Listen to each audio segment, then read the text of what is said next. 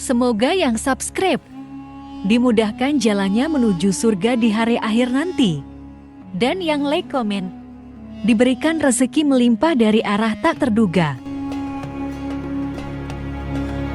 Suatu hari, saat kota Madinah sedang dalam suasana aman dan tenang, terlihat dari tepat ketinggian di pinggir kota, debu tebal yang mengepul ke udara. Debu itu semakin meninggi, bergumpal-gumpal hingga hampir menutupi angkasa. Angin yang bertiup menyebabkan gumpalan debu dari butiran pasir Sahara yang lembut dan terbang menghampiri pintu-pintu rumah di Madinah dan berhembus dengan kuatnya di jalan-jalan. Orang-orang menyangka ada badai yang menyapu dan menerbangkan pasir, tetapi kemudian dari balik tirai debu itu mereka mendengar terbesit kabar tentang kedatangan kafilah besar yang panjang. Tak lama kemudian 700 kendaraan yang syarat dengan muatannya memenuhi jalan-jalan dan mengguncang Madinah.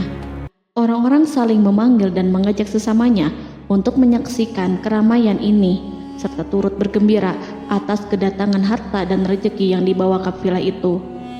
Ummul Mukminin Aisyah ketika itu mendengar suara hiruk-pikuk kafilah yang bergerak maju, bertanya, "Apakah yang terjadi di kota Madinah?"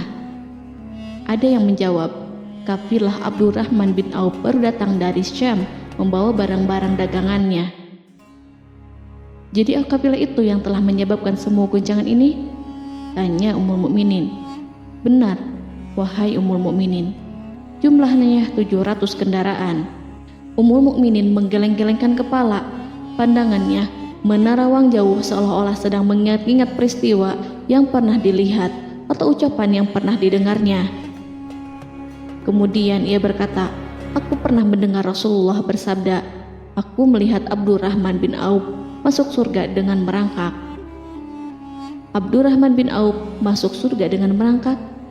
Mengapa ia tidak memasukinya dengan melompat atau lari-lari kecil bersama angkatan pertama para sahabat Rasulullah? Sebagian sahabat menyampaikan cerita Aisyah kepadanya, maka ia pun teringat telah mendengarkan hadis dari Nabi lebih dari satu kali dan dengan redaksi yang berbeda-beda.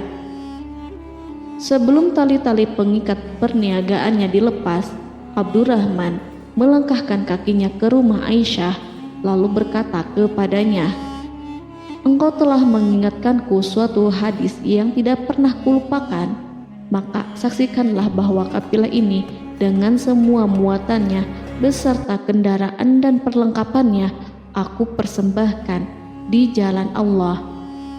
Seluruh muatan 700 kendaraan itu dibagi-bagikan sebagai perbuatan baik yang agung.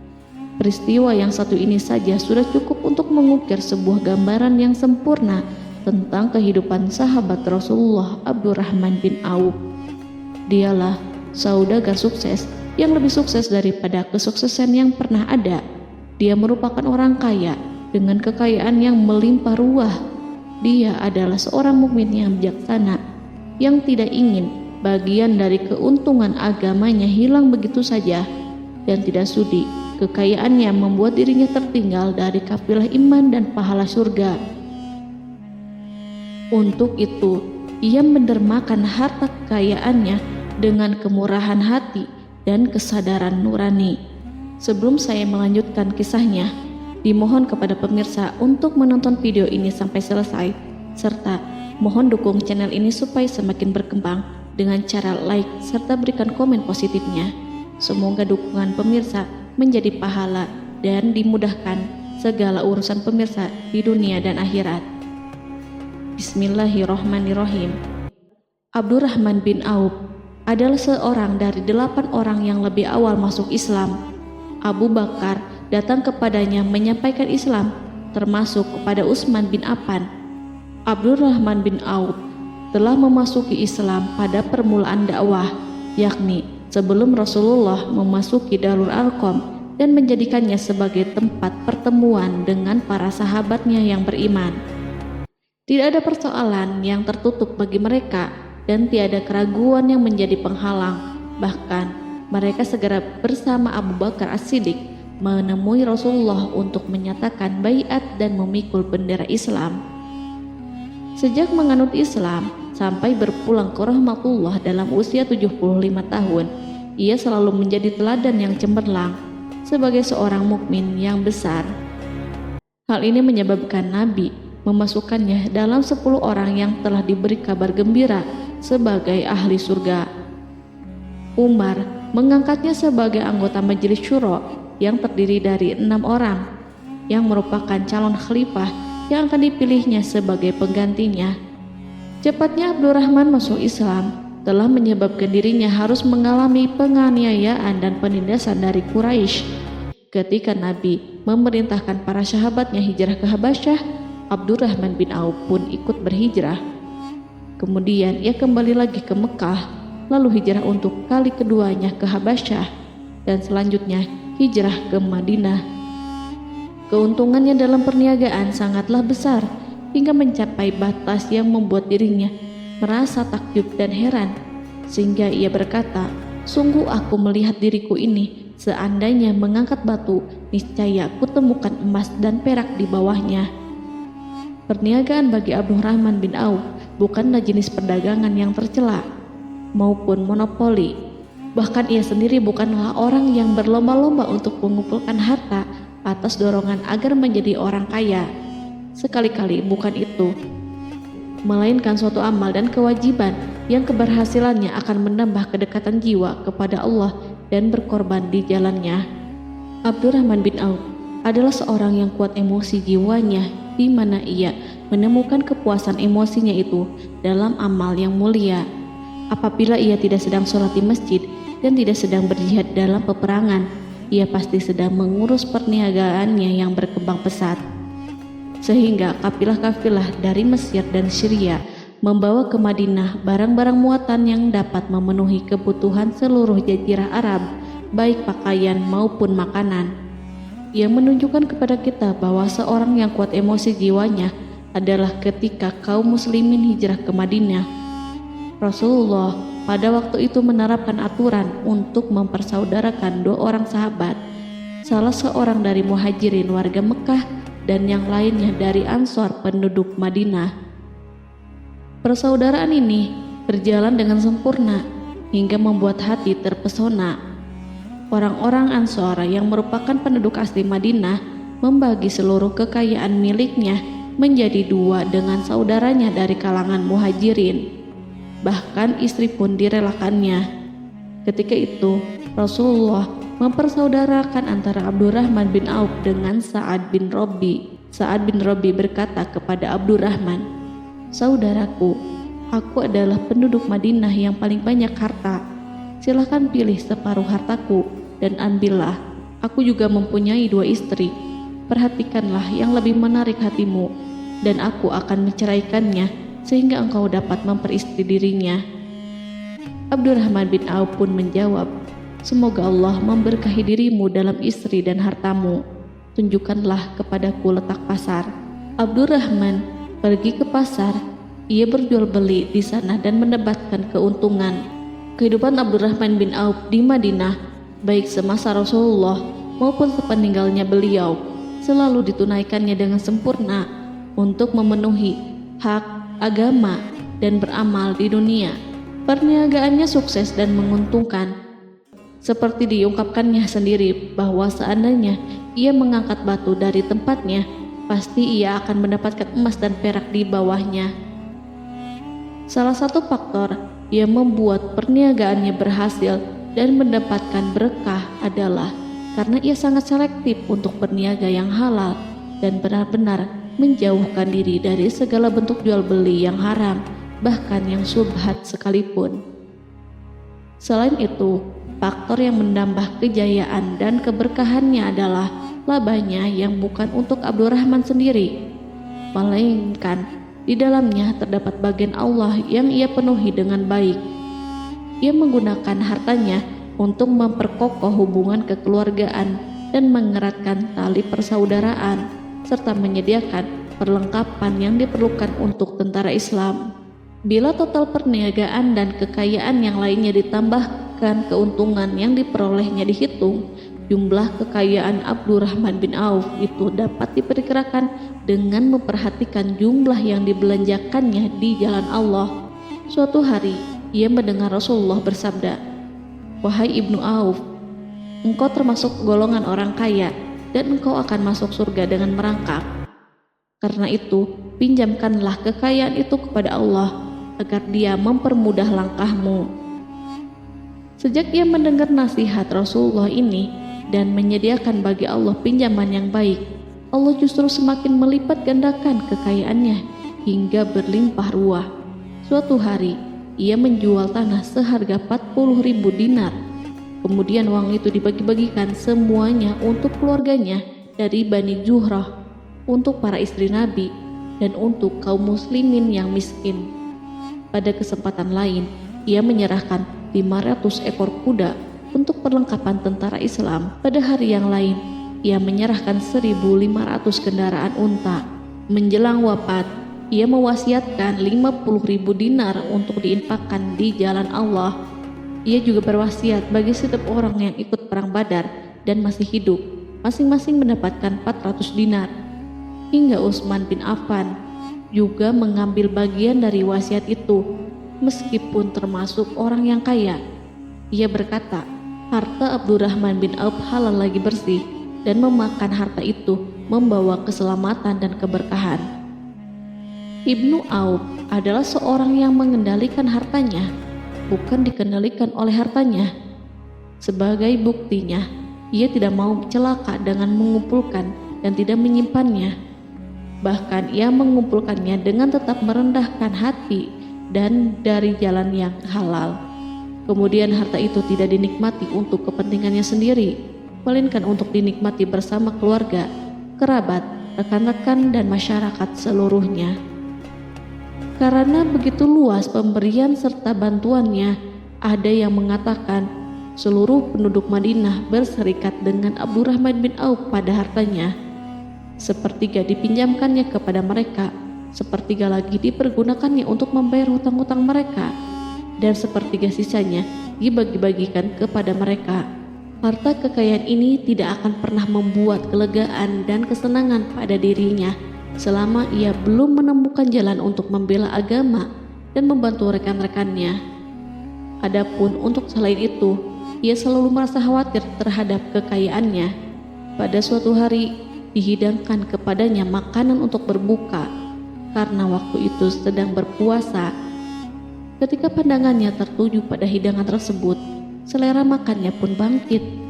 Namun, ia justru menangis sambil berkata, "Mus'hab bin Umair telah gugur sebagai syahid, dan ia jauh lebih baik daripada aku. Ia hanya mendapat kafan sehelai kain yang jika ditutupkan ke kepalanya, maka kelihatan kakinya, dan jika ditutupkan ke kedua kakinya, terbukalah kepalanya. Demikian pula Hamzah yang jauh lebih baik daripada aku. Ia pun gugur sebagai syahid, dan saat akan dikuburkan hanya mendapatkan sehelai selendang. Dunia ini telah dihamparkan kepada kami seluas-luasnya, dan hasil sebanyak-banyaknya telah diberikan kepada kami. Sungguh kami khawatir bila pahala kebaikan kami telah disegerakan balasannya di dunia." Pada peristiwa lain, sebagian sahabat berkumpul bersamanya menghadapi jamuan makan di rumahnya. Tak lama setelah makanan diletakkan di hadapan mereka, Abdurrahman menangis sehingga rekan-rekannya bertanya, "Apa yang membuatmu menangis, wahai Abu Muhammad?" Ia pun menjawab, "Rasulullah telah wafat, dan semasa hidup beliau beserta keluarganya tidak pernah merasakan kenyang makan roti gandum. Apa harapan kita apabila dipanjangkan usia, tetapi tidak menambah kebaikan bagi kita?" Demikianlah, kekayaan yang melimpah itu sedikit pun tidak membangkitkan kesombongan dan takabur dalam dirinya. Bahkan orang-orang mengatakan tentang dirinya, seandainya seorang asing yang belum pernah mengenalnya kebetulan melihatnya sedang duduk bersama budak-budaknya, niscaya ia tidak bisa membedakan di antara mereka. Tetapi bila orang asing itu mengenal satu saja sisi jihad Ibnu Auf, dan ujian yang dihadapinya, ia pasti langsung mengetahui siapa dia. Misalnya, ia mengetahui bahwa di badannya terdapat 20 bekas luka di perang Uhud, dan bahwa salah satu dari bekas luka itu meninggalkan cacat pincang yang tidak sembuh-sembuh pada salah satu kakinya. Contoh lain, beberapa gigi serinya rontok di perang Uhud yang menyebabkan kecedalan yang jelas pada ucapannya. Saat orang asing itu tahu salah satu sisi ini, ia pasti menyadari bahwa laki-laki yang berperawakan tinggi dengan wajah berseri, kulit halus, pincang, cedal sebagai tanda jasa dari perang Uhud, itulah orang yang bernama Abdurrahman bin Auf. Semoga Allah ridho kepadanya. Kita sudah terbiasa memperhatikan tabiat manusia, bahwa harta kekayaan itu biasanya menyebabkan seseorang suka berkuasa. Artinya, orang-orang kaya selalu gandrung untuk memiliki pengaruh guna melindungi kekayaan mereka dan melipat gandakan pengaruh itu. Selain untuk memuaskan nafsu demi kebanggaan dan kepuasan pribadi, semua ini merupakan sifat yang biasa dibangkitkan oleh kekayaan. Tetapi bila kita melihat Abdurrahman bin Auf dengan segala kekayaannya yang melimpah, menemukan manusia ajaib yang sanggup menguasai watak dasar manusia dalam bidang ini dan melangkahinya ke puncak ketinggian yang istimewa. Peristiwa itu terjadi ketika Umar bin Khattab hendak berpisah dengan rohnya yang suci dan memilih 6 orang di antara mereka, para sahabat Rasulullah, agar memilih salah seorang di antara mereka untuk menjadi khalifah yang baru. Pada waktu itu, semua jari menunjuk kepada Ibnu Auf. Bahkan sebagian sahabat telah menegaskan bahwa dialah yang berhak menjadi khalifah di antara 6 orang itu. Namun, ia menjawab, "Demi Allah, seandainya diambilkan pisau lalu ditaruh ke atas leherku, kemudian kalian menusukkannya sampai tembus, itu lebih baik aku sukai daripada menerima jabatan tersebut." Demikian, saat awal 6 orang terpilih itu mengadakan pertemuan untuk memilih salah seorang di antara mereka untuk menjadi khalifah yang akan menggantikan Al-Faruq, Umar bin Khattab, Abdurrahman telah menyatakan kepada mereka bahwa ia telah melepaskan haknya yang dilimpahkan Umar kepadanya sebagai salah seorang dari 6 calon yang akan dipilih menjadi khalifah. Dengan demikian, kewajiban mereka untuk melakukan pemilihan itu terbatas di antara mereka yang berlima saja.